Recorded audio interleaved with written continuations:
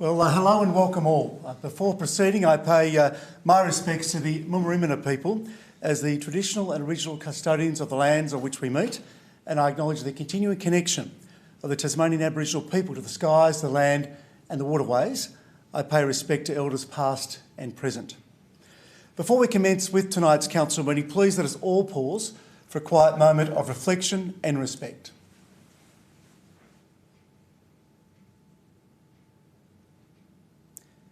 Thank you, councillors. Ladies and gentlemen, please be seated.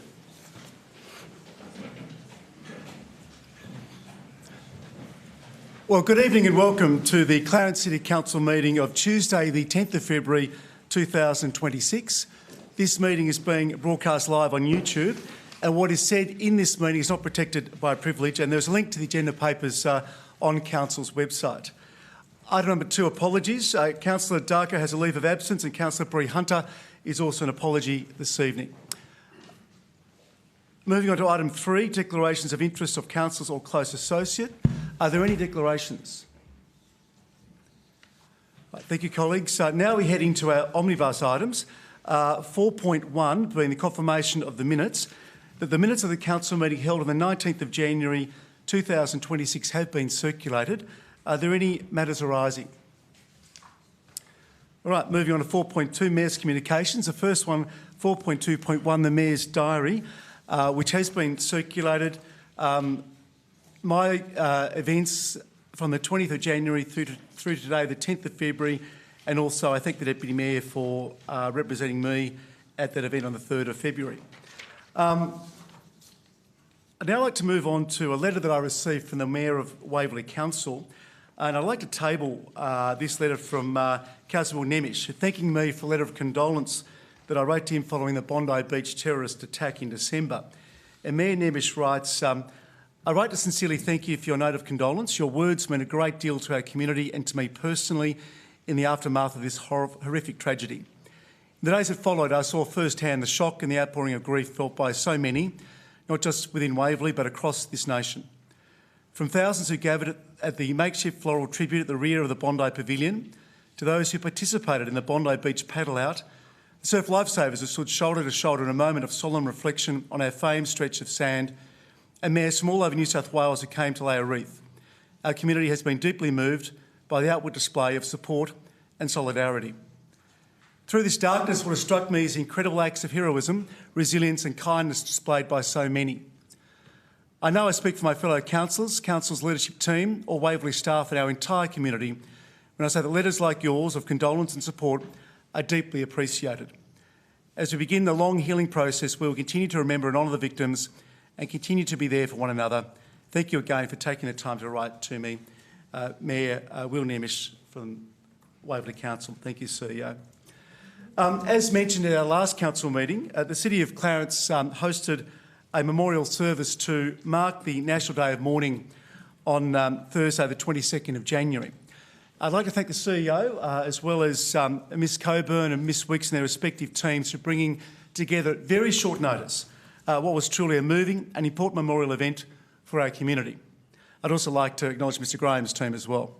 I would like to acknowledge the contributions of the Treasurer and Liberal Member for Franklin, the Honourable Erica Betts MP, and Reverend Chris Bowditch of the Anglican Parish of Lindisfarne for also speaking so eloquently at this service. I also acknowledge and thank the Deputy Mayor, Councillor Ritchie, Councillor Chong and Councillor Hume for also attending the service alongside many of our staff members. Following that service, I received several letters of appreciation from attendees, thanking Council for holding the service, and I would like to share just 2 of these with you.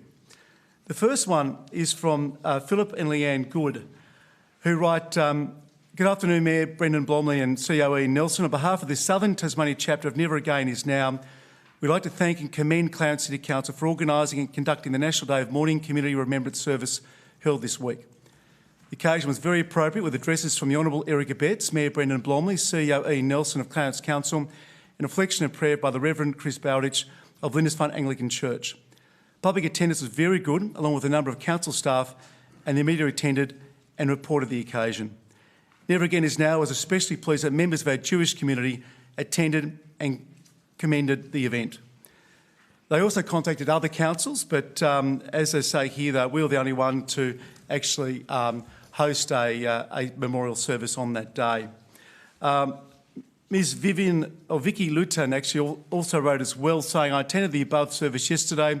The reflections and prayers of the various presenters were sensitive, thoughtful and very moving. I'd like to thank you for arranging this opportunity. For me, it was important to have a venue available for the whole community to collectively gather in a spirit of unity, of support and to mourn those lives lost. So I'll table both of those bits of correspondence as well. Thank you, CEO. Moving now on to 4.3, Council Workshop, as listed in the agenda. Item 4.4, tabling of petitions. CEO, are there any petitions? Thank you, Mayor. We have received one petition regarding glyphosate use in play parks, and that will be reported to a council meeting, either the next meeting or the subsequent meeting. Thank you, CEO. Councillor Goyne, would you like to talk to that petition? I'll grant you 5 minutes, but don't feel as if you have to take all the time. No, I absolutely will not.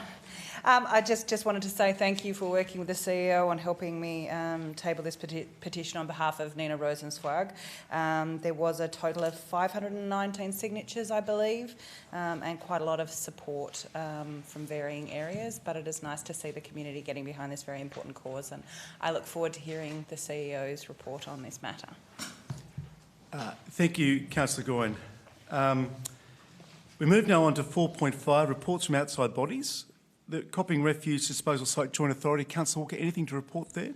Only that we're meeting this month. Thank you. And there's nothing to report from Taswade South. Moving on to Taswater Corporation, as colleagues are aware, on Monday of last week, the Tasmanian Economic Regulator handed down his draft price determination regarding Taswater's Price and Services Plan number 5. In summary, the Economic Regulator's draft decision is to approve an average price increase of 4.3% from the 1st of July this year through to the 30th of June 2030. I've been assured that as owners, Taswater will keep us informed as they dig deeper into the draft determination and fully understand its impacts. As you recall, the corporate plan recently approved by owners outlines Taswater's plan to tackle significant compliance issues and underperformance on key service standard benchmarks. And as it stands, the regulator's decision to reduce Taswater's proposed capital investment by around $400 million over the next 4 years will see projects across the state reconsidered, as clearly deferrals will need to happen. Taswater proposed increasing the variable portion of an average bill from 16% to 33%, and the draft determination lowers its increase to 16%. And the 6-week consultation period is opened and will close on Friday the 13th of March. And discussions between Taswater and the regulator occurred last week, and Taswater will very shortly be engaging with key stakeholders. As we know, there's been some recent media coverage that's focused on heavily on council dividends, with some customers perceiving these payments as a driver of price increases. And as I'm sure we can all agree, this issue can be a challenging narrative to address publicly. However, it is important that we are clear in that the dividends have not impacted the proposed price increases, and dividends are a source of revenue for councils. We are shareholders who reinvest the funds back into our local communities. So a final price determination will be made by the regulator in late April, in which time Taswater will then be in a position to provide us with updated bill projections for the next financial year. And tomorrow I will be attending Taswater's half-year briefing, where I expect to hear more from the Chair, Kevin Young, and CEO, George Theo, and their management team. Moving on to the Greater Hobart Committee. As noted in my diaries, on the 21st of January, the CEO and I met with the recently appointed Executive Officer of the Greater Hobart Strategic Partnerships, Ms Lisa Benetto. And Ms Benetto replaces Joe Fennessy, who decided on a career change late last year. I'm delighted that Ms Benetto's hit the ground running. She's already authored a submission to a House Representative Standing Committee, and although the Greater Hobart Committee has not yet met formally with the state government post the last state election, the Greater Hobart Mayors are meeting on the 24th of this month So I hope to provide a further update at our next council meeting. Moving on to reports from council and special committees and other representative bodies. Are there any other reports for tabling? Councillor Mulder. I will table the newsletter of the Australian Coastal Councils Association and just speak briefly to it. This is an important issue of local government, where it keeps track. It doesn't fund projects, well, not many of them, but it is actually monitoring, particularly federal government, but also state government roles in relation to managing coastal the issues that coastal councils face. Not least of which, of course, is things like climate change and the increased weather issues concerned with it. But just briefly, one of the things that it's monitoring at the moment is and this is particularly poignant to Tasmania, where at Kingston the other day, or Blackman's Bay, I think it was, there was a few people caught in a rip that went out to the sea, and you know, fortunately there were some people on board who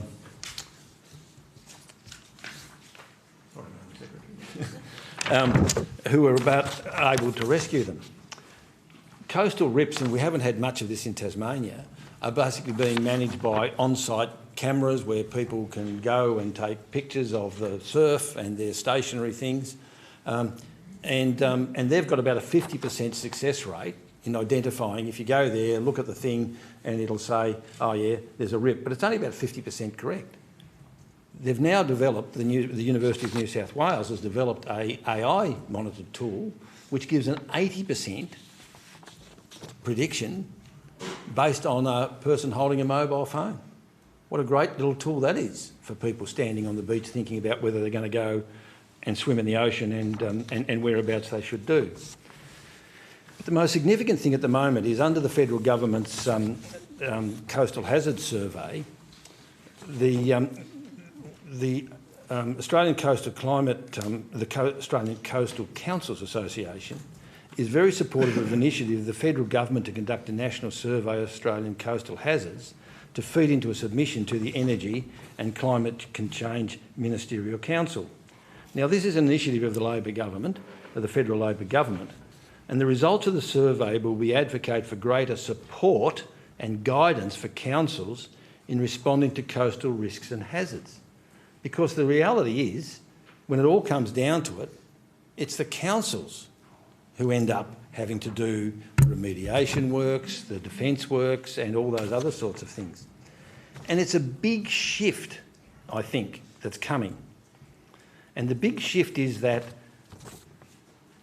climate change is upon us, sea level rise is upon us, severe weather is upon us, and we will be stuck in a situation where we either do the long-standing policy of retreat, or we start to defend.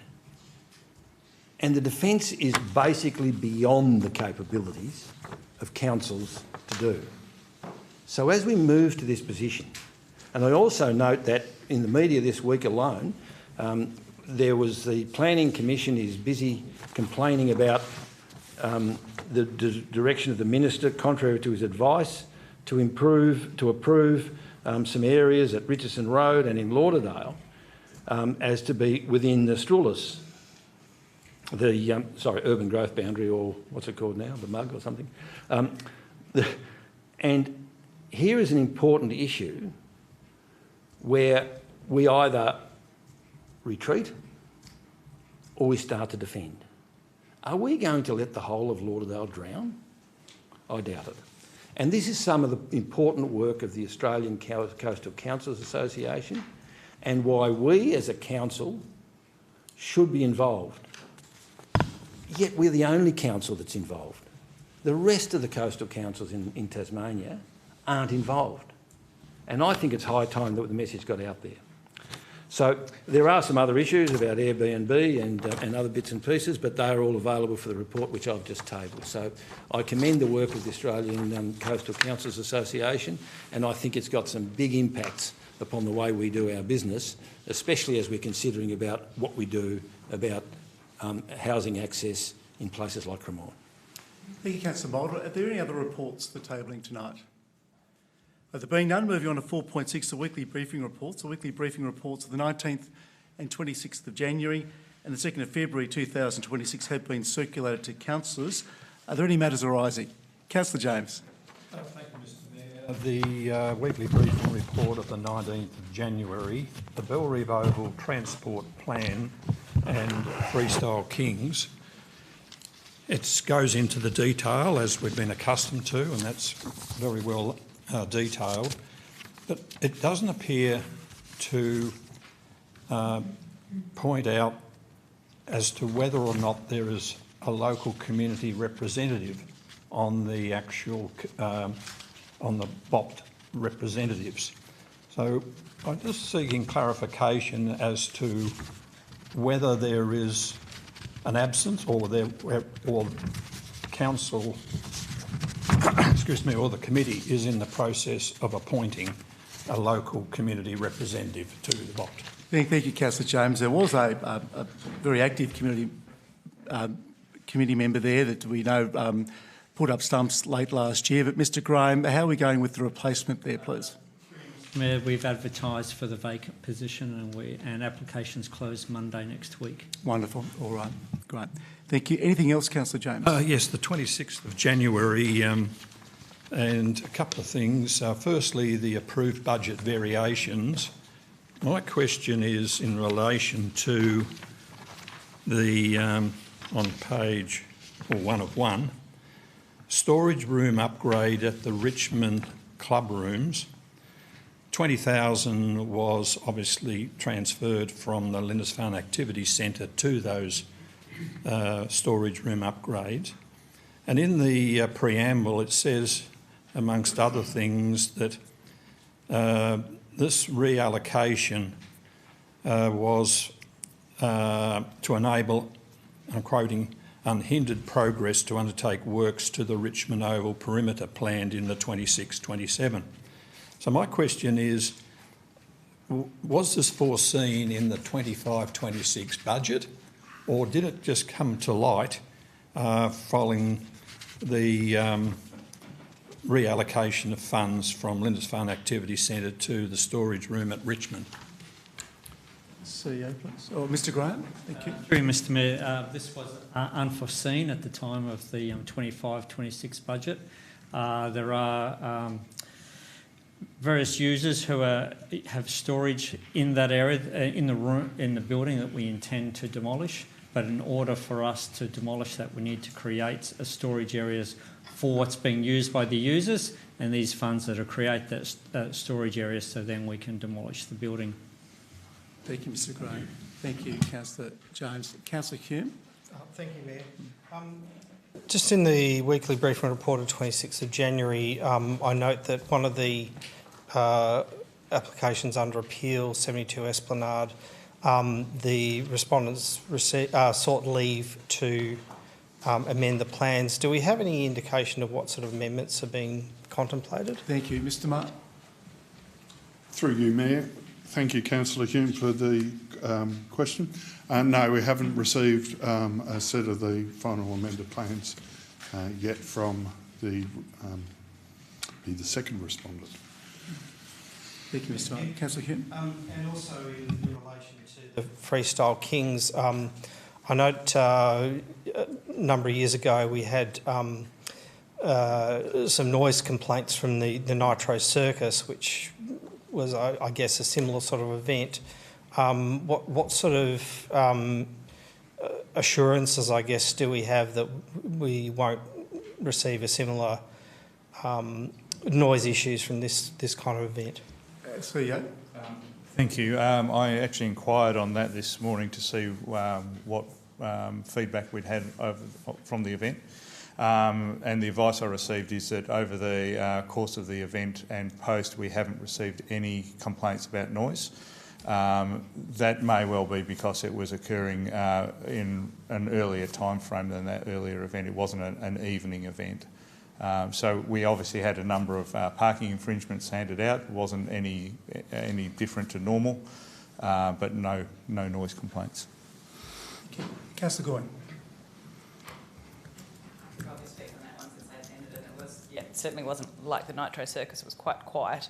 Also regarding the 26th of January with the Wisteria Avenue appeal at Tascat, I believe the applicants believe that during their last Tascat appearance that they were authorised in their mediation that instruction documents were going to be brought to the planning authority, and it has been 180 days since that was agreed, and when I requested some information about it I was just told there was another appeal date. Could I get some clarification on that matter, please? Thank you, Councillor Goyne. Mr Maher, please. Through you, Mayor. Just interpreting that slightly, there is an appeal on a subdivision which was refused, and there is a request to amend the sealed plan. They are two separate items. From my understanding, the appeal has been generally placed on hold pending the outcome of the petition to amend. Council has been seeking legal advice on that for a number of months, and we received something this week. We haven't yet sat down and gone through it in detail to see what the outcomes of that are or what that means for determining that matter. But I'm happy to provide an updated memo to Council once we've got through that. Thank you, Mr Maher. Anything else, Councillor Goyne? Do any other colleagues have any matters with their briefing reports they'd like to raise?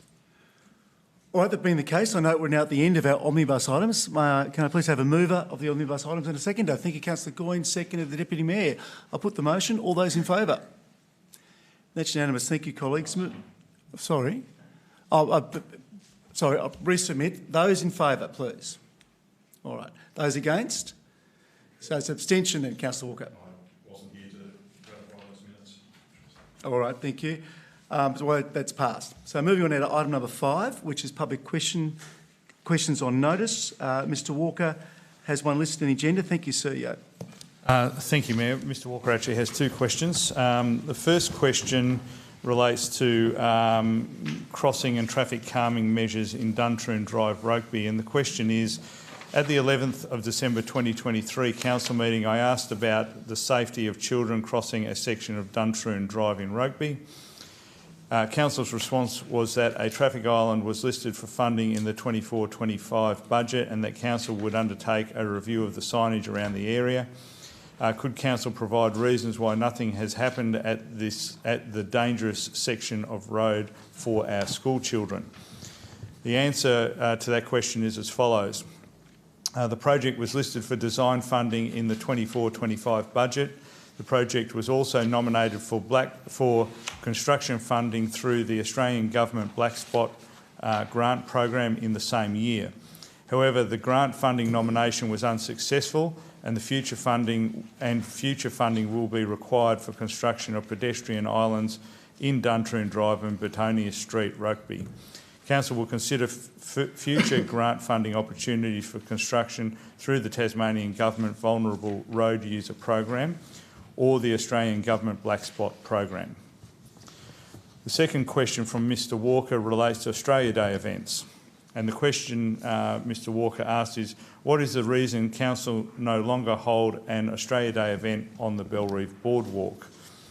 The answer to that question is that in April 2023, Council decided to move citizenship ceremonies away from the 26th of January following discussion with community and advisory groups after federal guidelines were changed to allow more flexible dates. As part of this, Council no longer holds citizenship or awards ceremonies or a community event on the 26th of January, with awards now being held in May. A new summer community event, the Bellreeve Beach Party, was introduced to continue offering a positive and inclusive celebration for the community in January during the holiday period. Thank you, Mayor. Thank you, CEO. Moving now on to 5.3, answers to previous questions taken on notice, and we have answers to both of Mr Marsh's questions asked last council meeting. Moving on to 5.4, questions without notice. Are there any questions tonight from the public gallery?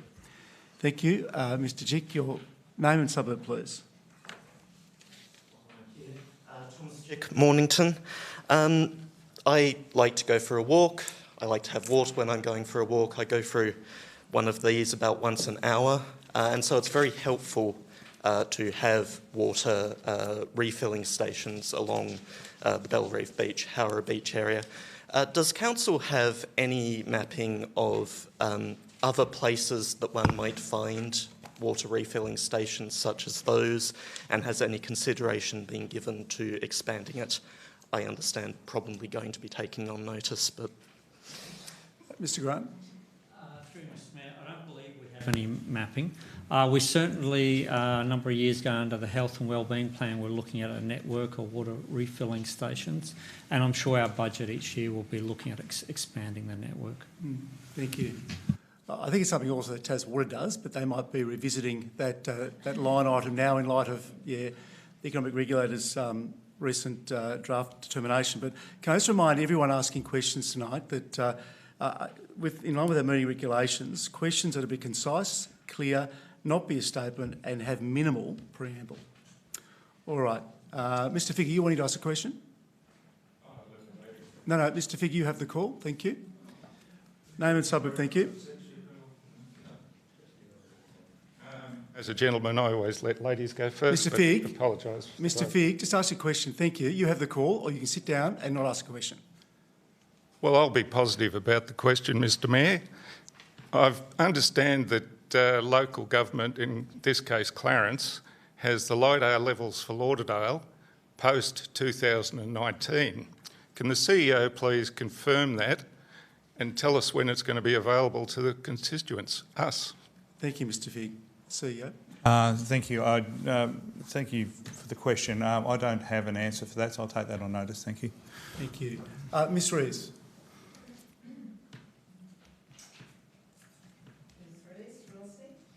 My question is in relation to the approval for the development of a hotel on Rosny Hill Recreation Area, which is Parks and Wildlife land managed by Clarence City Council.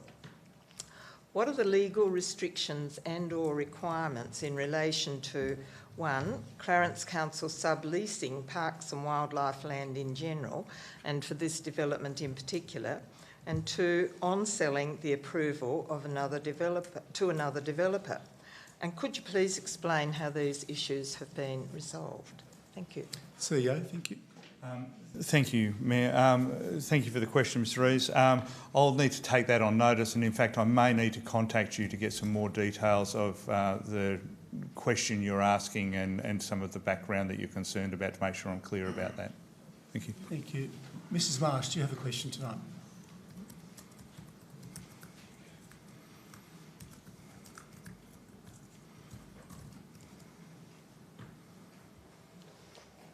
Joanne Marshbill-Reid. It's very distressing to see terrified brown bandicoots being chased by off-lead dogs in Rosny Parklands. How are Council monitoring the welfare of these beautiful and interesting little creatures and communicating this information to park users? Thank you, Mrs Marsh. CEO, thank you. Thank you, Mayor. Mrs Marsh, thank you for the question. Again, I'll need to take that one on notice. Anyone else like to ask a question this evening? Not so much a question, but just a thank you, basically. Well, we'll take one of those, absolutely. I'm also Mrs Marsh from Lauderdale. I'd just like to start... Oh, a little bit closer. So I'd just like to say thank you, Mayor, and to the Council for giving me this opportunity to speak. Councils and councillors that are generally rooted in their municipality, they recognise that their intrinsic role is to listen attentively, as well as that, to show humility, empathy and stewardship to gain a deeper understanding of what each community needs. A few weeks ago, some of our coastal communities were gathering together to organise a rally at Cremorne, and it came to my attention that some of the things that we needed we hadn't received yet. So I very kindly thought, well, we've got council who are supposed to be supporting us. So I called out to the council. So I'd like to acknowledge Jen, who took my call, who put me in touch with Roads and Recreation, who very kindly, at the very last minute, even though they were under numbers, gave us the equipment that we needed. And to Emma Goyne, Councillor Emma Goyne, and to Councillor Beth Warren, and to also Councillor Jade Darko, who I know isn't here today, who not only acknowledged what we were doing, encouraged us to keep going, to fighting for our coastal areas, because it's a responsibility of not just coastal residents, but the entire population of Tasmania to look after our waters and show respectable custodianship of our waterways. Thank you. Mrs Marsh, thank you for that. We've already jumped into deputations, but thank you. We appreciate the feedback, and I understand that that's our first deputation for tonight. Thank you. And CEO, are there any other deputations this evening? Thank you, Mayor. We have 3 deputations tonight. The first is from Mr Brian Chapman. Mr Chapman, name and suburb, please, sir.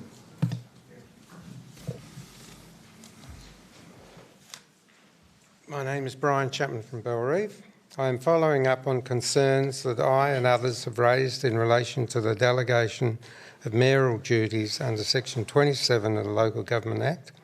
I want to be clear that this is not an issue about a personal life, nor a right for one to take leave, but rather a question of legal status for the city. At Council's last meeting, we were told, 1, the Mayor was on an overseas holiday from December 25 to January 26. 2, the Mayor sought advice from an undisclosed source and determined he was not on leave while overseas. And 3, that during the Mayor's absence overseas, Councillor Chong had been delegated duties relating to handling any possible emergencies. The Local Government Act 1993, Section 27, Parts A and B is very clear, and I quote, "The Deputy Mayor is to act in the position of Mayor and exercise the powers and perform the functions of Mayor if A, the Mayor is absent from duty as Mayor or from the State, otherwise unavailable for duty as Mayor or unable to perform the functions of Mayor, and B, the Mayor or the Council by notice in writing appoints the Deputy Mayor to act in the position," end of quote. Part A of Section 27 has ignored the role of Deputy Mayor as a position elected by the people. Part B is further complicated by many councillors being unaware that the Mayor was out of the state and so were denied any ability to exercise an alternative decision under the Act. The practice taking place in this term of council seems to be inconsistent with previous terms. I have engaged with a legal practitioner, former elected members and a current Mayor of another council who all agree that Section 27 of the Act is very clear if the Mayor is out of the state, not a discretionary option but a delegation. Over the last 3 years this has caused concern for many local residents. The Act is local government law and a legal framework, supports good governance and decision making and provides the community with confidence that they are being well represented. If there is some confusion or difference in the interpretation of the Act, Council must get it right. I request Council seeks independent legal advice to clarify the legal status of the current practice, to provide appropriate risk management and best practice governance advice. I also request this advice be tabled publicly for transparency and in the best interests of the community. Thank you. Thanks, Mr Chapman. Next presentation, next CEO. Thank you, Mayor. The next deputation tonight is from Mr Victor Marsh.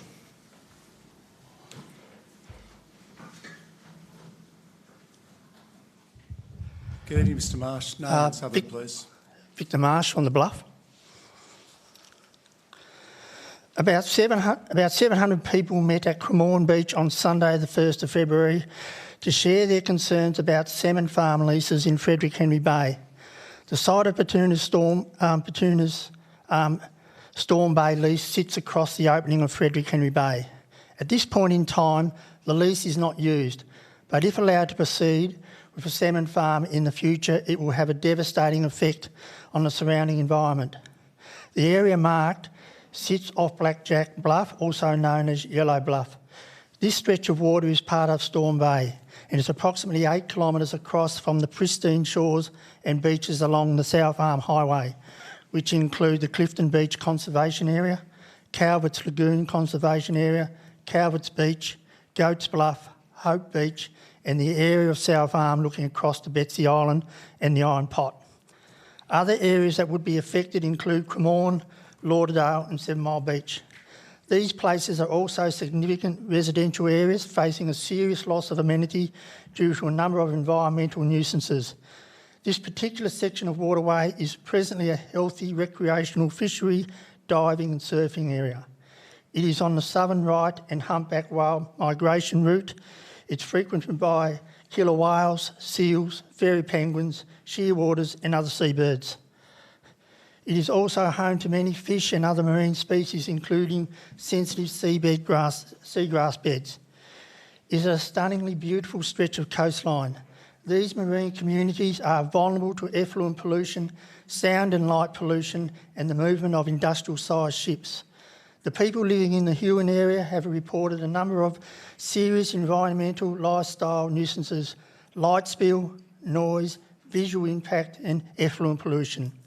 The extensive coastline and beaches of Clarence, a major draw card for visitors, are under threat.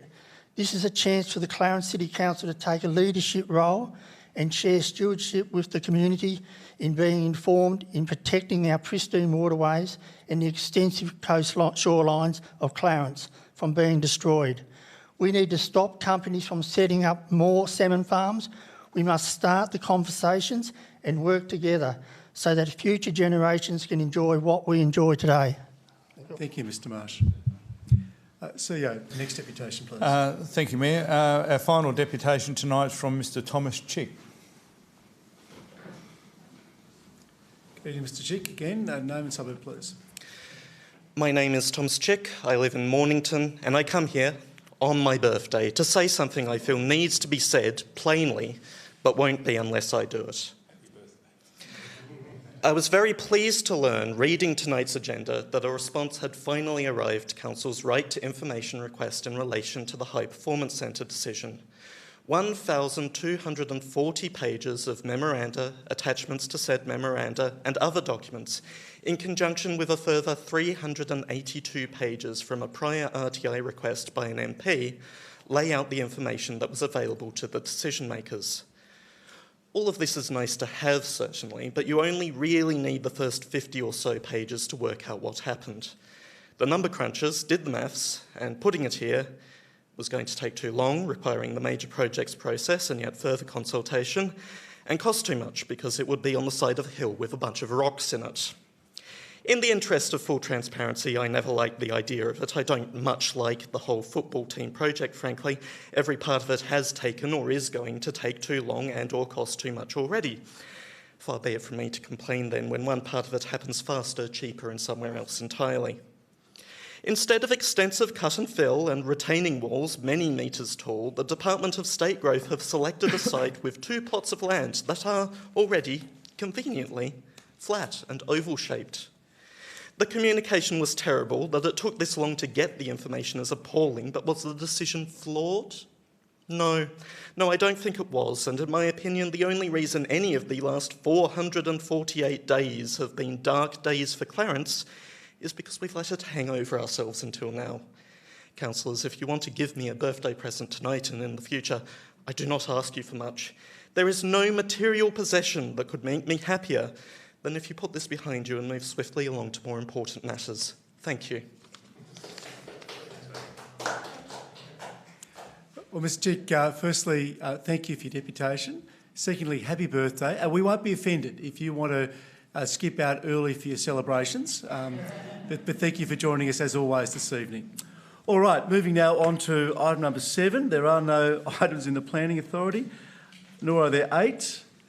Yes, there is, sorry. 8.4.1, which is the draft Southern Tasmanian Regional Land Use strategy consultation. There's a recommendation. I'll call for a mover of the recommendation, please. Thank you, Councillor Hume. Is there a seconder, please? Deputy Mayor, thank you. Councillor Hume. Thank you, Mayor. I've heard the language in Clarence's proposed submission referred to as a bit strong. Yes, the language is strong, but the proposed submission is quite tame compared to the language I would use. The process of developing the draft Strulus has been an absolute shambles, and the document it has produced a huge disappointment. As a member of the Strulus Review Steering Committee, now disbanded, I would describe participating in this process as watching a slow-moving train wreck. The steering committee was frustrated by ongoing delays, all of which were caused by the state government. These included critical information not being given to the steering committee in a timely manner, the Tasmanian planning principles not being delivered, well, they now have, but not before the steering committee handed over the project to the State Planning Office, and no time frame given for when they would be provided. And also the Minister's decision, which further delayed the process, to consider ad hoc expansions to the urban growth boundary outside the Strulus process. The original timeline for the Strulus was for it to be delivered, this is when the project started, to the Minister by December 2024. The MOU between the State Government and the Steering Committee was not executed until February 2025, and by that time the time frame had already blown out to December 2025. And now the final Strulus is not due to be delivered to the Minister until July 2026. The draft Strulus clearly demonstrates that what should have been treated as a serious region-wide strategic planning exercise has been treated by the government as more of a box-ticking exercise. Council officers are spot on when they observe in the proposed submission that the draft Strulus fails to identify or address key problems facing the region. These challenges have been talked about ad nauseum at all levels of government and in the media: the housing crisis, traffic congestion, infrastructure constraints, visitor accommodation pressures, climate change adaptation, and yet this strategy does not set out any robust region-wide solutions. There was a lot of money invested in this process, including ratepayers and taxpayers' funds. Hours of work was put in by members of the steering committee, consultants, planners from all across the region, and all the people who made submissions in relation to the State of Play report. The wasted time, money and effort is egregious, but even more egregious is the wasted opportunity. Having said that, this is the draft Strulus, and I hope that if enough councils and other submitters express their concerns about its serious deficiencies, then maybe it can be salvaged. It will take a lot of work, and I'm not confident that that can be done in such a short period of time. If it can't be salvaged, then it will fall to councils to do the heavy lifting, the planning work through local provision schedules to address the serious challenges facing the region. But unfortunately, without coordination between the councils, that work is going to be inconsistent and fragmented. So there is a serious need for councils to work together and cooperate on regional strategies, on the implementation. But the lost opportunity that's referred to in the proposed submission means that efforts to address the challenges facing the region will be set back by years.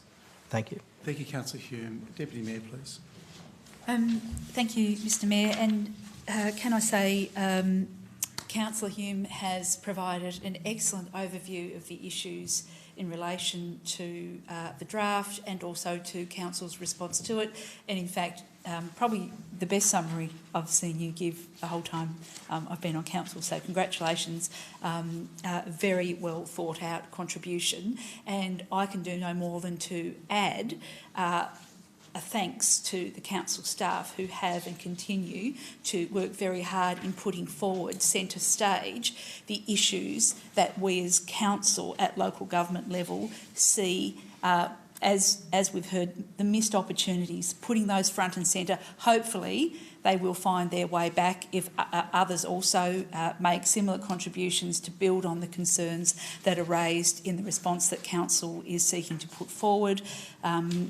We hope that the draft in the deficient state that we feel that it is in at the present time will improve as it moves through the process, but it is certainly, as Councillor Hume and the report says, an unfortunate case of a missed opportunity of what could have been, and let's hope we see some improvement. But I support Councillor Hume's contentions and the motion before us.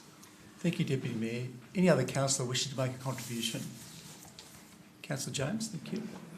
Thank you, Mr Mayor, and may I say from the outset, this is an improvement on the 2011 Struce, because it does go into detail and it does identify key areas that I think this council has been seeking over the years.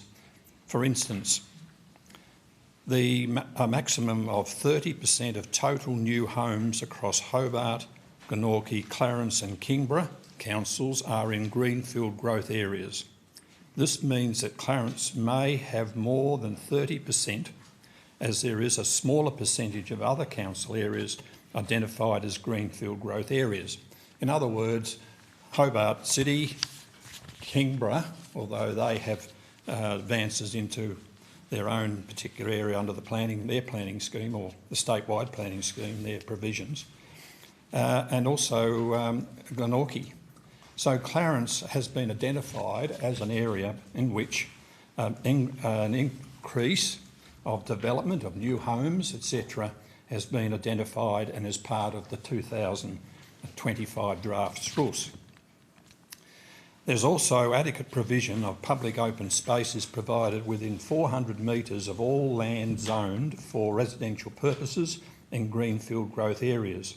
This aligns with the principles of Druthi Peninsula Structure Plan.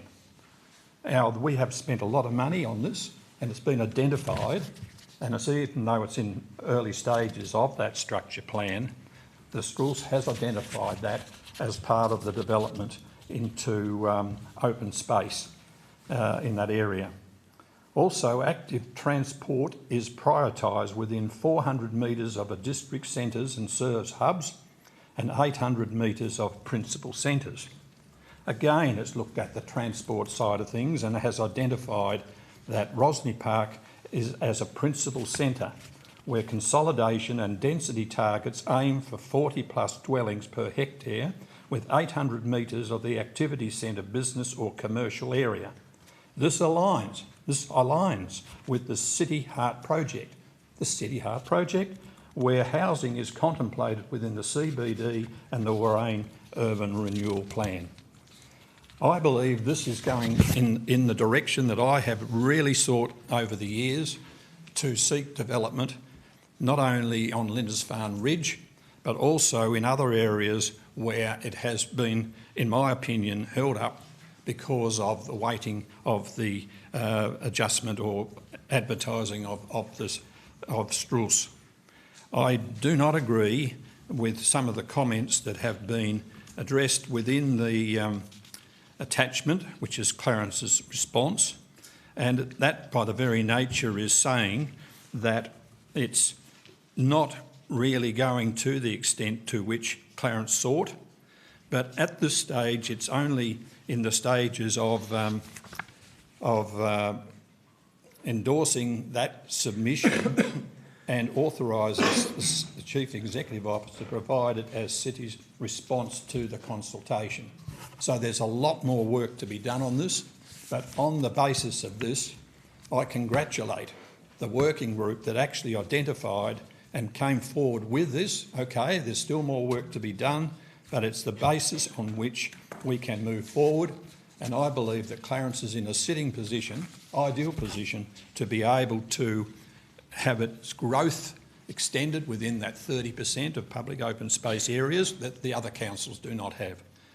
I will endorse the recommendation, even though I do not agree with some of the comments that have been made, but that's more of a personal matter.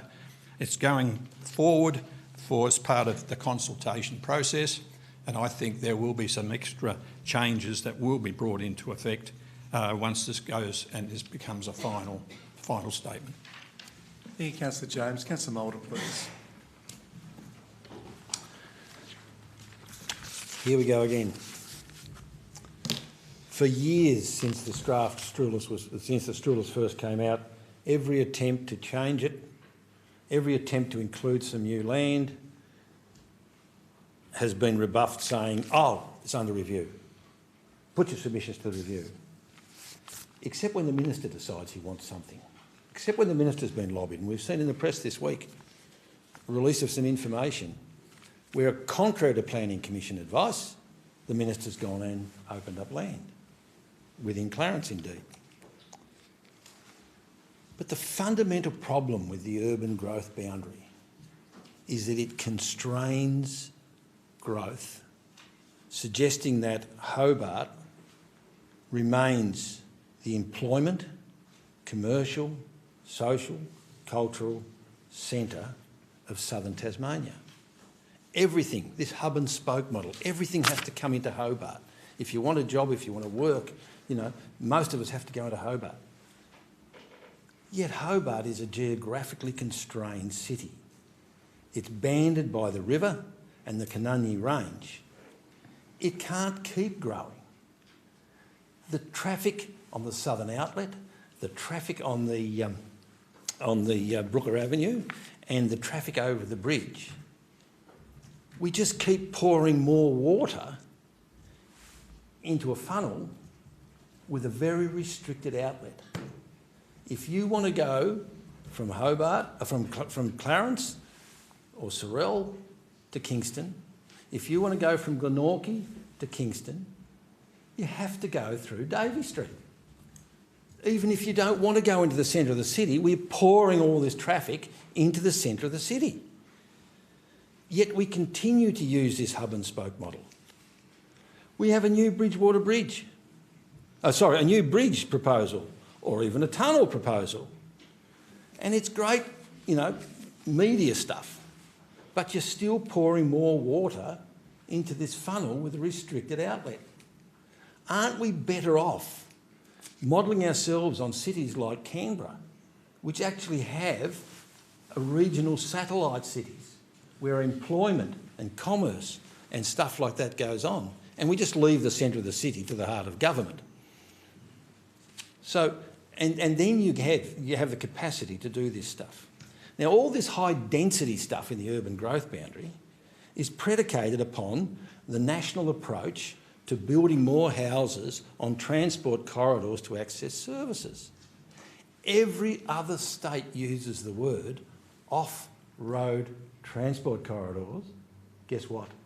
Apart from 4 or 5 ferry crossings, we don't have any off-road capacity, except along the old railway line, where I believe this high density through up Glenorchy ought to be the way. But we need to stop this.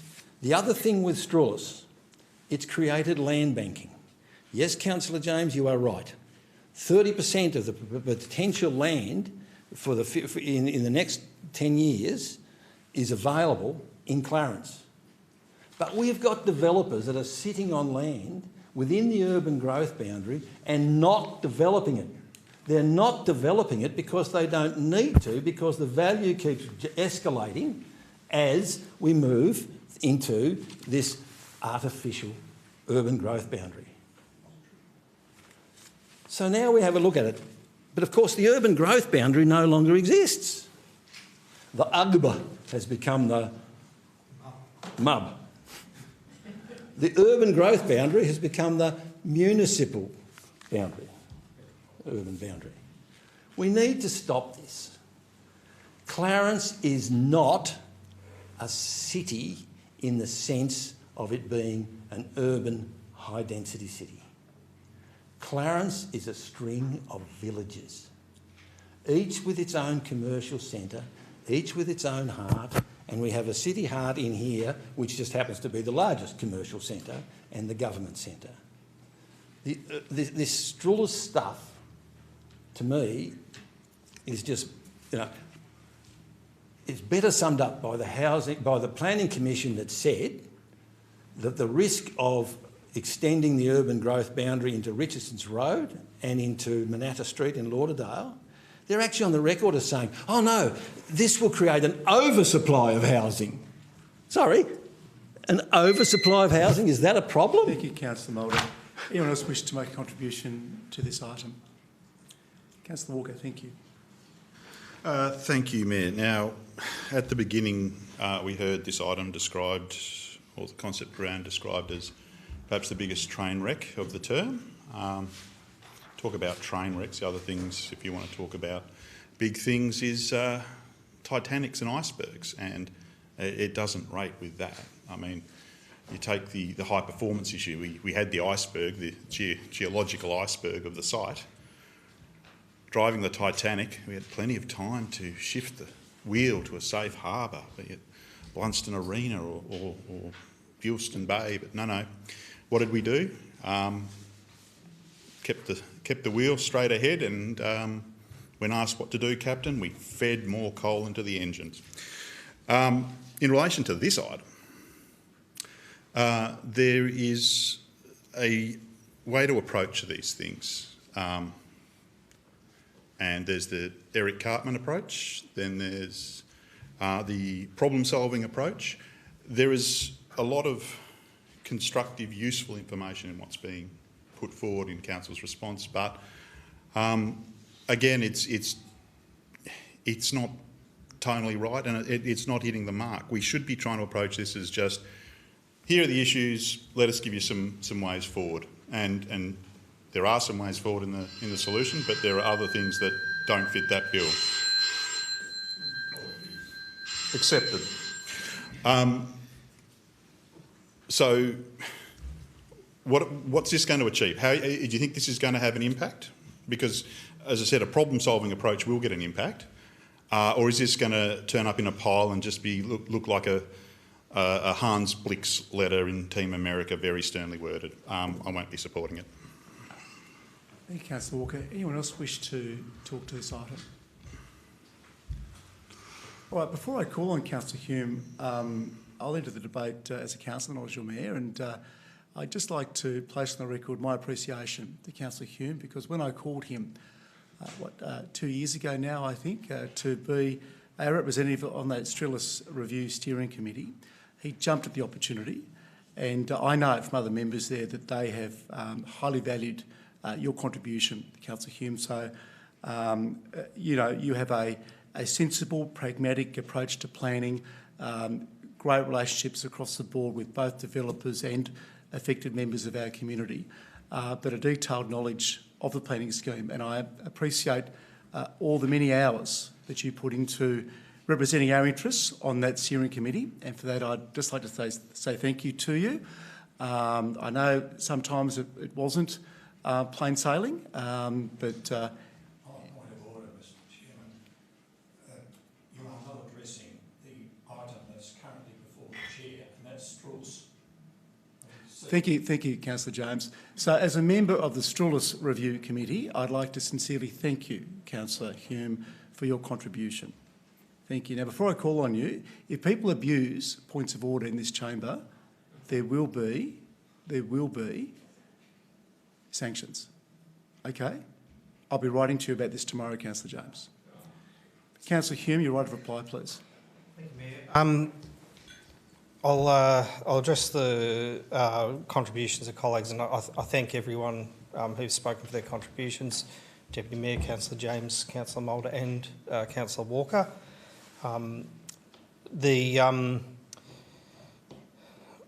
So in relation to greenfield development, the submission does actually also focus quite a bit on infill development, and that's because of the need to make more efficient use of infrastructure to provide the critical mass for activity centres. It supports better public and active transport and more housing options, and I think that that's one aspect of the Strellis that it gets right. 40 plus dwellings per hectare is not actually particularly dense when you compare it to what's contemplated in the City Heart Plan. But the key problem is what actually are the planning controls to achieve these targets? There are no changes contemplated to the state planning provisions. It's talking about targets for, as our submission points out, townhouses, apartments, semi-detached dwellings, whereas none of these are actually defined in the SPPs. So like I said, the heavy lifting is left up to council plans and council strategies through our local provision schedules. And the problem is, without a coordinated approach, without a consistent approach, these responses may end up being fragmented as they're implemented by the different councils, unless the councils take the initiative and coordinate. But really they shouldn't have to, because this is what the Strellis is actually about, and that's what I mean about progress on a strategic southern approach for a strategy that hasn't been reviewed for 15 years, being fragmented. And in response to Councillor Walker, I do believe this submission's constructive because it points out the deficiencies in the draft Strellis. Councillor Mulder and I may disagree on where the focus should be. As I said, I think there is merit to greater density into infill development for the reasons that I outlined. But I guess Councillor Mulder can be assured that given the lack of emphasis in the strategy on how this is actually going to be implemented, it's probably not going to happen anyway without the initiative of council. So it's up to, like I said, if the strategy doesn't change between the draft and the final, then it's going to be down to councils to implement. We're going to have to take the initiative. We're going to have to put the effort and money and time into developing those local plans, but it will need to be coordinated. Thank you. Councillor Hume. I'll now put the motion.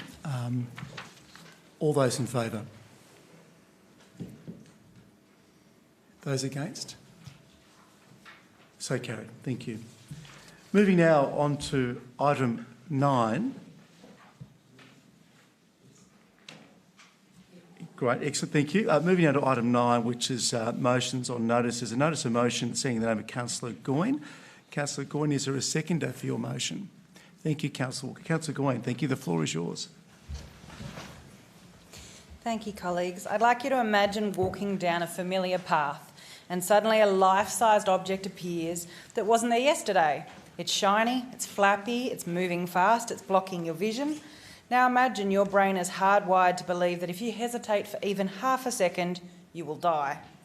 That's what a horse experiences. And then you get us not-so-smart horse riders that strap ourselves to that. So improvements to trails often make things worse from a horse's perspective. Trail changes introduce new shapes, reflective or high-contrast materials, sudden narrowings and blind corners, movements and visual traps like shadows, grates and pattern surfaces that look like holes due to a horse's very limited depth perception. To a human, you might see a helpful sign, but to a horse, it just says, the ground has just turned into a possible cliff and there's something stalking me. The reason that this is a key part of a safety issue for councils is that when a horse spooks, it can jump sideways and spin, can put riders into trees, fences, signage or into hard grounds, or in our case, uncapped steel picket fences. It also endangers pedestrians, cyclists and maintenance workers nearby. So the risk isn't just to riders, it is to everyone sharing the trail. Importantly, the calmer and more experienced the horse, the harder the reaction can be, because their instinct says that this must be so serious if it caught my attention. I have a diploma in equine science. I have a horse that I bred and trained from birth. I can shoot off my horse, and every single day when I exit my back gate and ride onto the Tangara Trail, I am terrified. Absolutely terrified.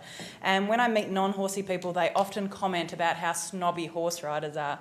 And it's because most times when we communicate with you, we are literally thinking we're going to die.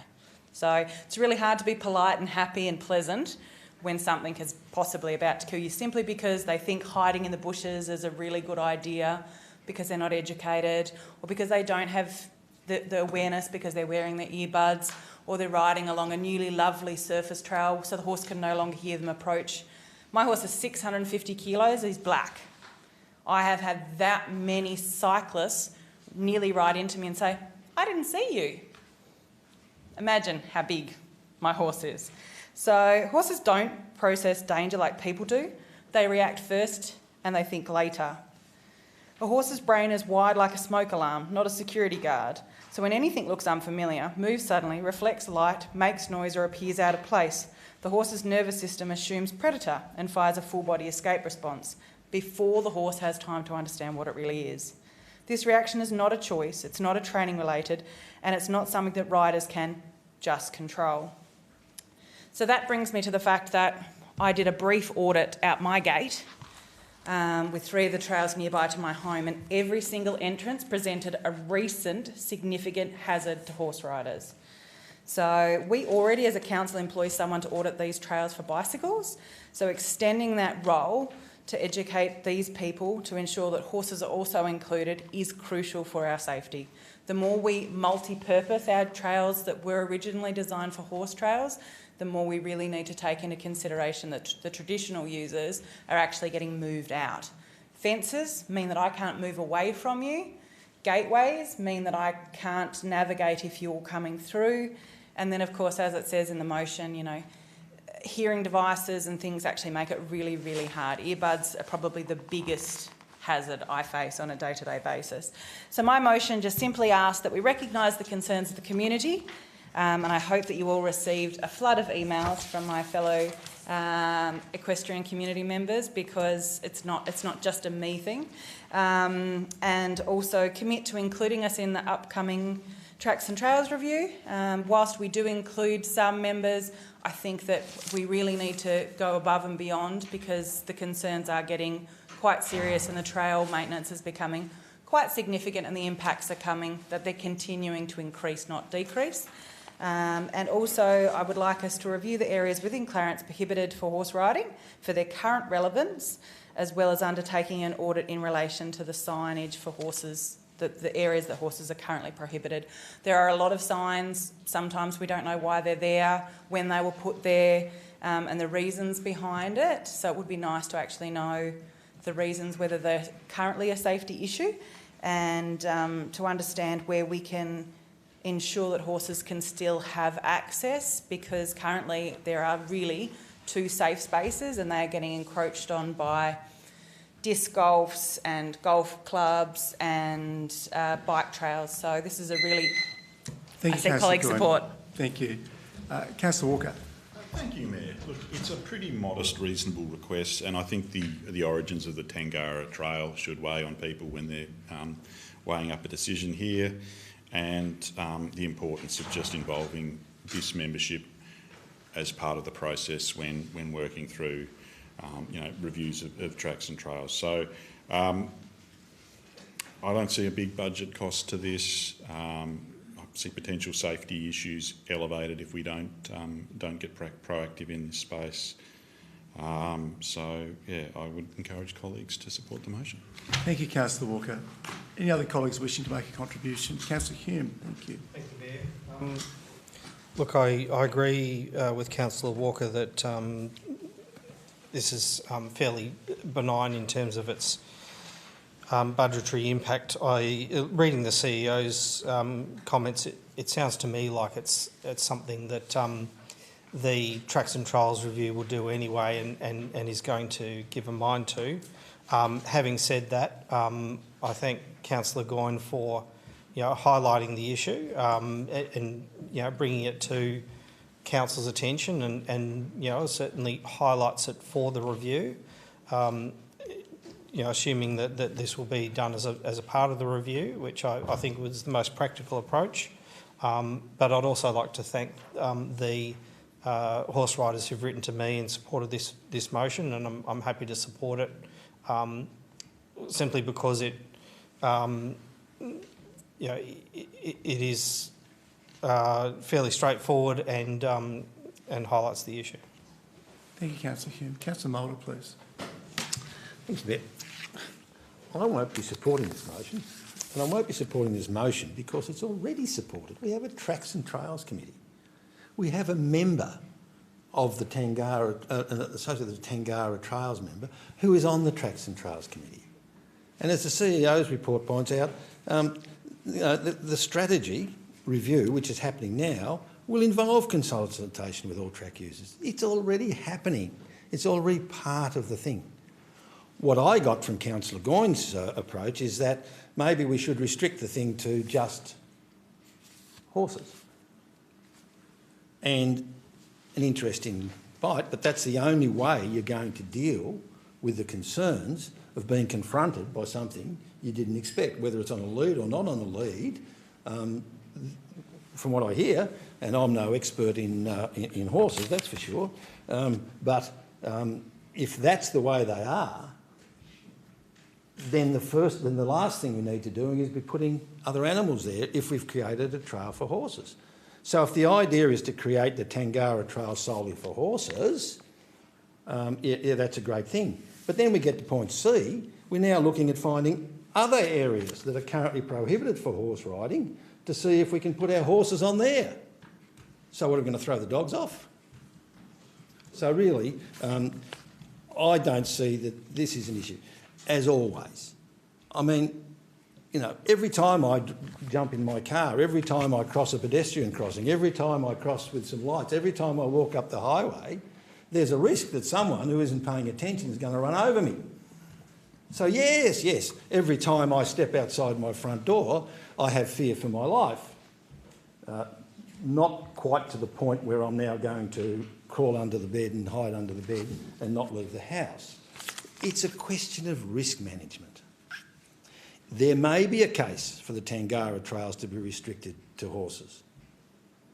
But then we've got to have a look at it and say, well, if horses are a special case, then we can't have multi-purpose uses in other areas like Part C calls for us. So look, I can't support this motion because the process is already underway, the arguments have been put, and despite suggestions that it might have been, I haven't exactly been overwhelmed by emails from the horse community. I think, like all things, we have to learn to live with each other, and there may be a case for the Tangara Trail to be horse only, but if that's the case, then I would object very strongly to creating other areas where multi-users are now, because clearly, if we're to believe what we've been told tonight, you can't have horses and other animals. Thank you, Councillor Mulder. Deputy Mayor, thank you.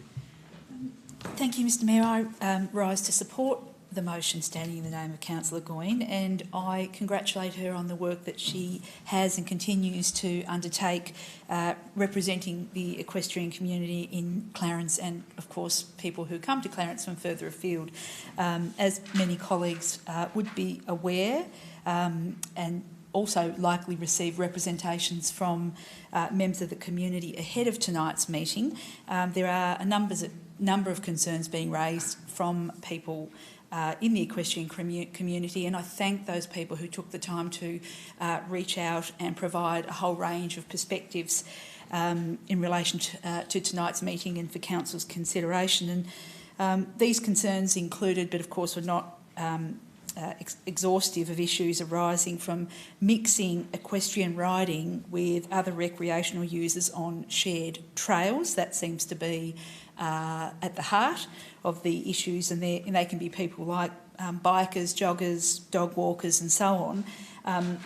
And of course the concerns primarily focused on safety, environmental impact and conflicting trail etiquette, if I could put it that way. And I think that this motion is not only about providing comfort on the processes that we already have, but in reading the CEO's comments, it's about committing to improve the communication process that we already have with the equestrian community. And I think that's really important when you look at the unique challenges that resulting clearly from multi-usage areas, the need for improved education, signage audit, and a whole range of other matters that are connected to horse riding across our city. And more generally. So I also don't claim to be a horse expert. I've heard horses described as vehicles that think.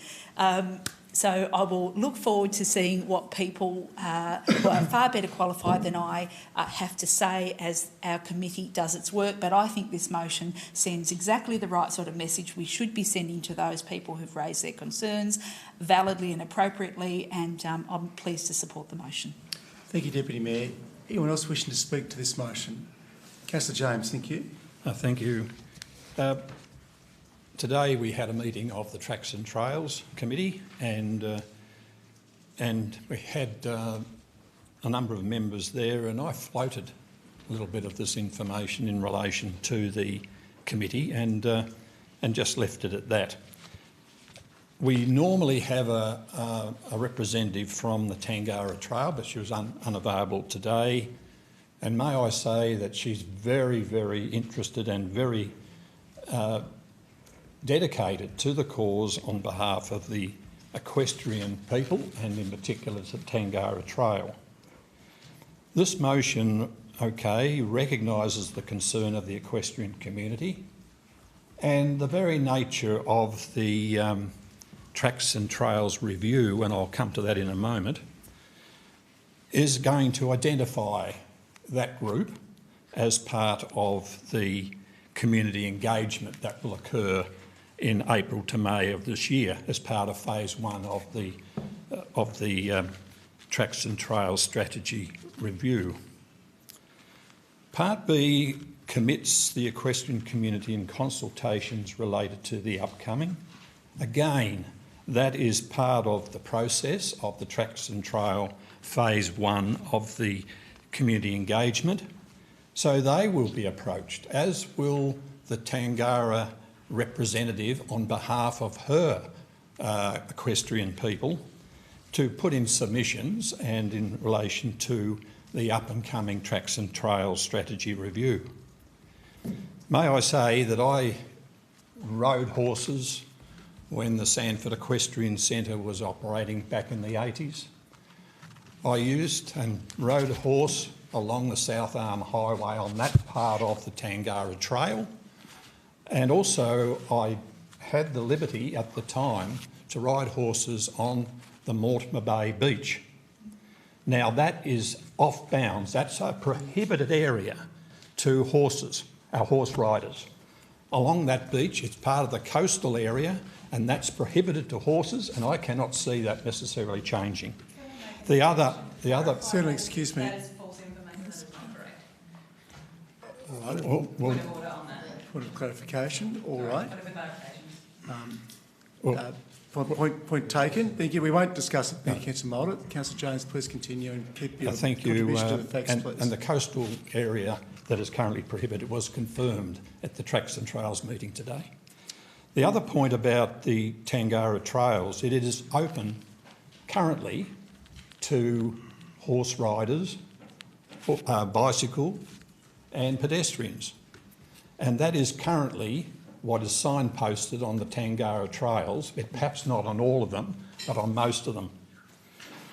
So what's happening is that in February, March of this year, the project plan is currently being designed to activate phase 1 of the Tracks and Trails strategy review, and that will be over the course of April to May 2026.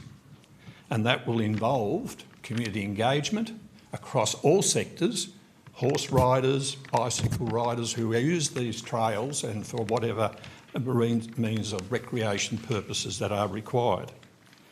So that's going to be covered in this very in-depth strategy review, and it will ensure that I believe all people, all riders, all recreational users of the trails, not only Tangara, but they also be able to put in submissions and, if necessary, make some changes. Part C reviews areas within Clarence prohibited for horse riding for current relevance. Again, the coastal area in that particular area is prohibited, and it won't be changing because of the coastal and environmental issues that are associated with that. And also there is ongoing signage that the Tracks and Trails Committee is ongoing with the representative from the Tangara Committee, and they provide a report to us every meeting, and we hold these meetings every 3 months, and we hear from Tangara Trail and their committee and their resolutions.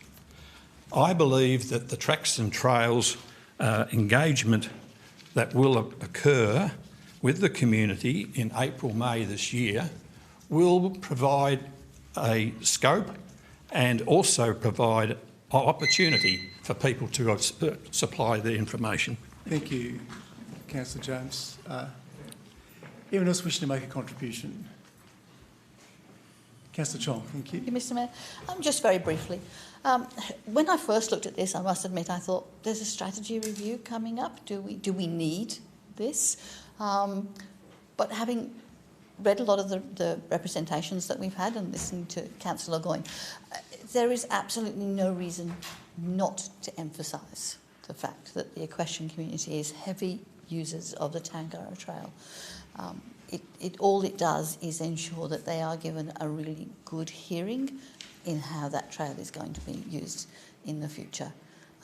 As somebody who lives down a gravel road, council road, and has occasionally almost run over people who are wearing headphones and not realise there's a car coming up behind them, I can entirely sympathise with the issues that when you're on horseback and people don't appreciate that there are other users on the track. So I will be supporting this.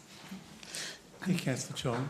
Councillor Kennedy. Yeah, thanks, Mr Mayor. And just very briefly, thanks, Councillor Goyne, for, on behalf of the equestrian community, I guess, in making us sort of aware of their concerns.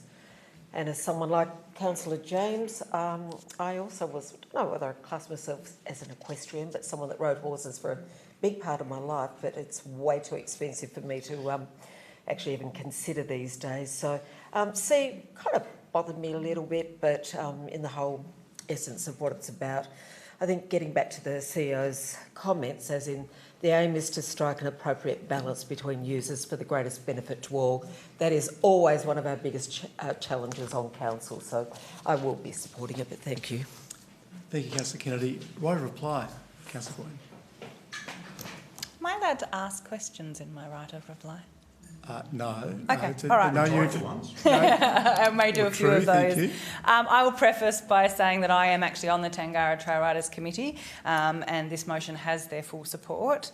I also ride the Mortimer Bay Beach every day and have, until most recently having a child, but nearly every day for the last nearly 40 years. So if it's prohibited, I'm owed a lot of fines, and I'd like to see that one because it is probably one of the two places in Clarence that is still safe for horses, just.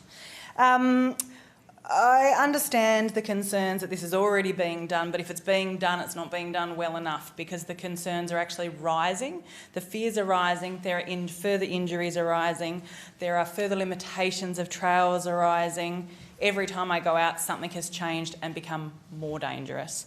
Near the float parking area at the Clifton Riding Club, they have put in some lovely new trees, which is wonderful, but as you unload your horse off the horse float, you unload it. Councillor Mulder. That's fine. It doesn't matter. I would just dither on. I could hundreds of examples, but anyhow. So the narrowing of our trails, the beautification, modern conveniences and the lack of education are a significant concern. However, we also have organisations like Horse Safety Australia that have produced a 60-page risk management document that I would be interested to see if the Tracks and Trails Committee have reviewed. Also, there is a committee called the Australian Trail Horse Riders Association, which has produced their own risk management, trail sizes and recommendations for safety in Australia. Councillor Mulder. Thank you, Councillor Mulder. Councillor Goyne, if we could just stick to the material, please. It's already been part of the debate. I would just like to know if, given the fact that Councillor James has said that we are receiving this information, if this information has actually been received, and these are the organisations that I would like to see further consulted on the importance of the safety of these trails. I see colleague support. Thank you, Councillor Goyne.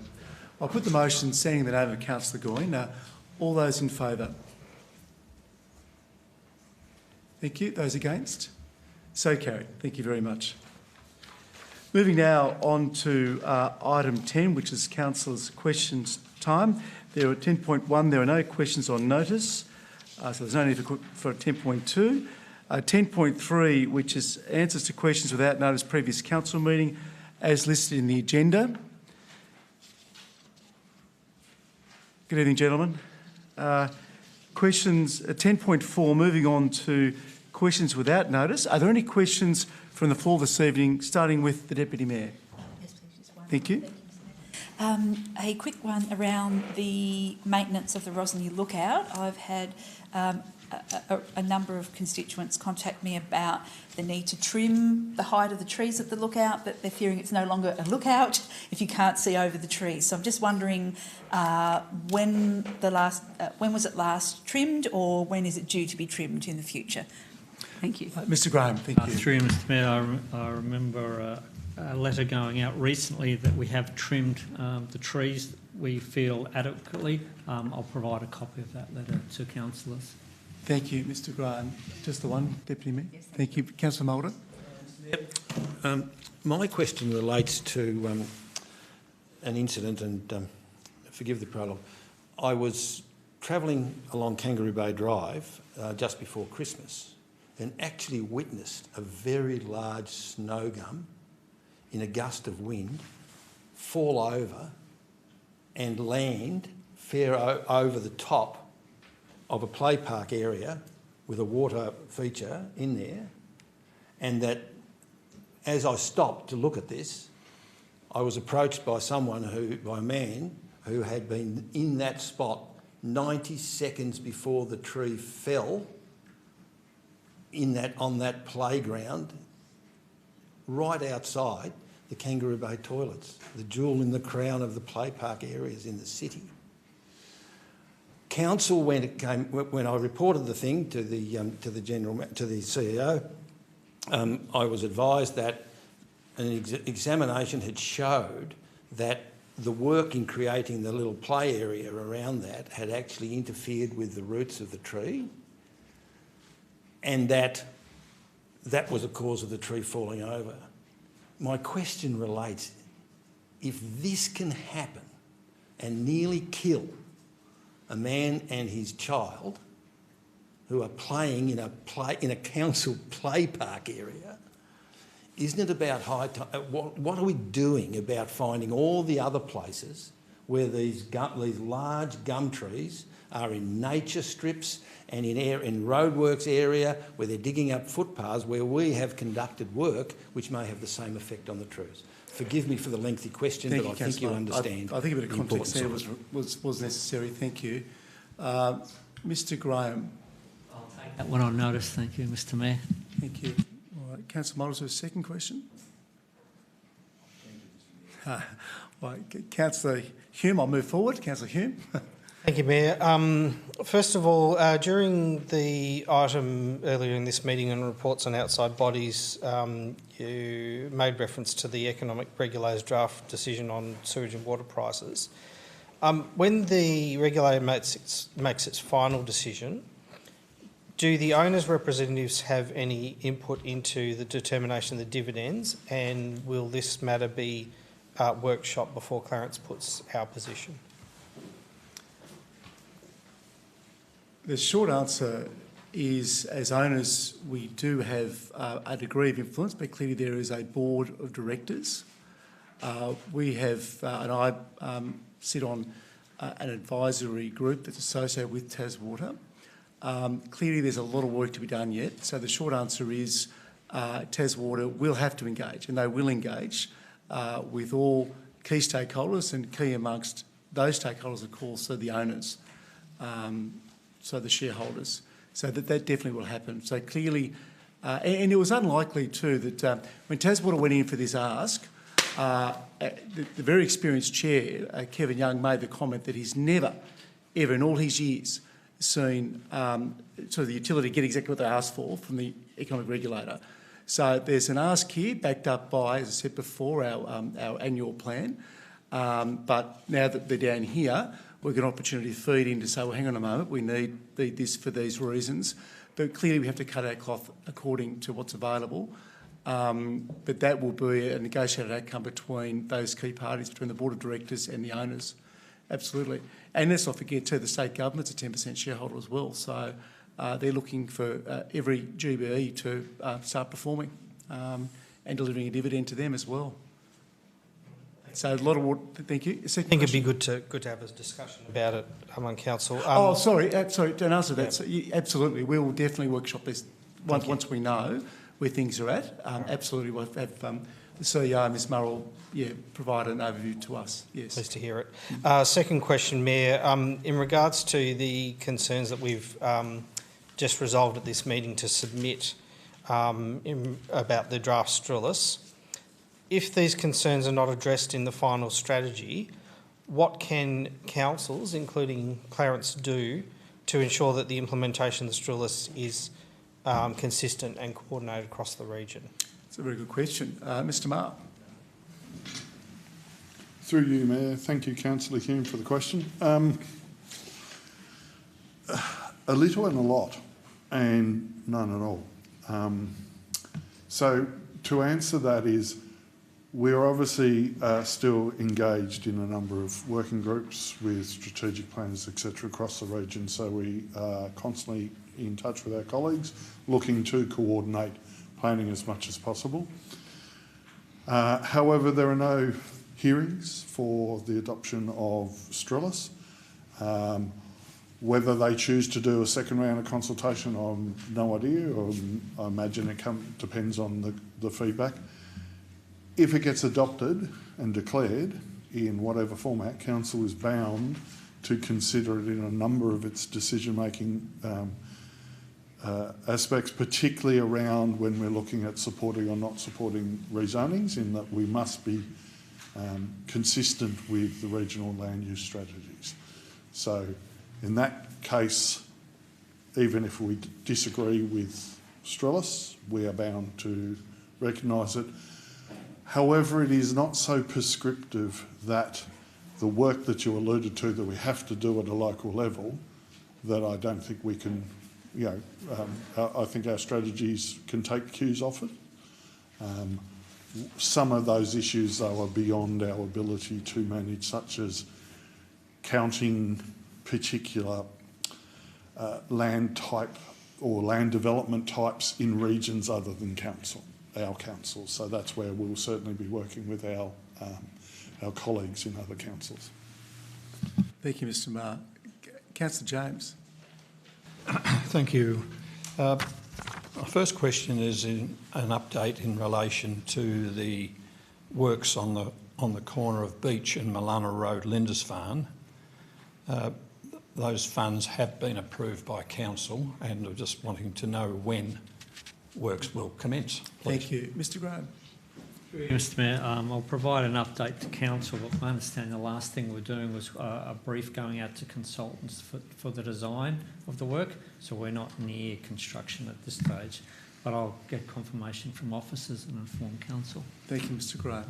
Councillor Jones, your second question, please. Second question is in relation to a letter from Jim Garlick, who sought council's advice regarding the lack of lighting from the Bowen Bridge along the East Derwent Highway to the Grass Tree Hill roundabout.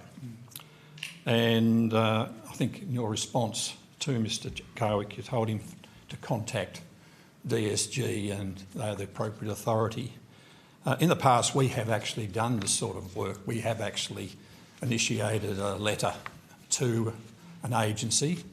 So my request is that could we write to DSG regarding some community input and concerns about the lack of lighting on that stretch of road from the Bowen Bridge to Grass Tree Hill roundabout. I think it's an excellent suggestion. I travel that stretch of state government road on a regular basis. Mr Garlick had a very good point. But as you know, we don't manage it, but very happy to write to the Department of State Growth. So thank you for the suggestion. Councillor Walker. First question, Mayor, and I would be amazed if it could be answered without being taken on notice, but I was just hoping to get an update of the expenditure so far on external consultants in relation to the progression of the wellbeing plan, including the obviously the consolidation of the other existing plans. Ms Coburn, do you have that figure at your fingertips? Through you, Mayor. No, I don't have the figure at my fingertips, but I can provide a briefing once I've determined that amount. Thank you, Ms Coburn. Councillor Walker. Second question. On Friday the 9th of January, I fielded a media inquiry. It was post the cancellation of the Bellerive Beach party. They were wanting to have someone speak to them and provide details and fill in some questions, to which, as a humble councillor, I forwarded your details, unbeknownst that that wouldn't have been a convenient or appropriate time. My question is just simply, with hindsight, do you believe that your carriage of that matter was ideal, and would you be handling it differently should you be away for another 3 weeks? Well, Councillor Walker, firstly, Friday the 9th, you might be aware, spoke with ABC Drive, very clearly put stuff out on socials, as did our media team, spoke with the Mercury. So I'm surprised. I'd be very interested maybe offline as to who contacted you, because all efforts were taken to talk with the media so we could actually spread the word. So rather than coming into here on nights like tonight, you probably should have picked up the phone at the time. And you know, it's been a number of weeks since that happened. But you know, I was doing interviews about that issue, as you know from my last diary. So happy to have a conversation with you offline. If you tell me who the journo is, I'd be very keen to understand the sequence of events there, because from my perspective, everything was covered. Councillor Goyne. Recently, we have seen some closures of our public open spaces upon a declaration of a total fire ban. Can I ask if the declaration of the total fire ban is the only reason we are closing those spaces, or if there are other triggers to that decision? Thank you, Councillor Goyne. CEO, please. Thank you. As far as I'm aware, a total fire ban is the only reason we're doing that, but I will check and just confirm. Thank you. Second question, please, Councillor Goyne. The second question is, from the 1st of July, Australia's Industrial Chemicals Environmental Management Standards prohibited the import, manufacture, export and intentional use of 3 specific PFAS chemicals. Last week, whilst auditing some of the chemicals Council uses with an environmental scientist, there are multiple chemicals used that contain PFAS. When was the last time that Council audited the chemicals that we utilise in our public open spaces? Thank you, Councillor Goyne. CEO, please. Thank you. I'll take that on notice. Thank you. Councillor John. And forgive me if I should know the answer to this, but I've had a number of questions from people recently that relate to things that will come out in the open space strategy. Do we have an update of when we're likely to see that? Thank you. Mr Graham? Sorry, through you, Mayor. I will take that one on notice and inform councillors. Second question, Councillor John. Councillor Kennedy? Nothing. All right. Well, that's a wrap. I'll call for a motion, please, to move into closed meeting. Councillor Hume, seconded. Councillor Goyne. I'll put the motion. All those in favour? Thank you. That's unanimous. Well, thank you to those members of the public who attended in person this evening, and to those joining us via the live stream. We'll see you back here in under 3 weeks' time on a Monday night again. But if we could please end the live feed. Have a lovely evening. Yep. Oh, Daniel and then Emma. Yeah.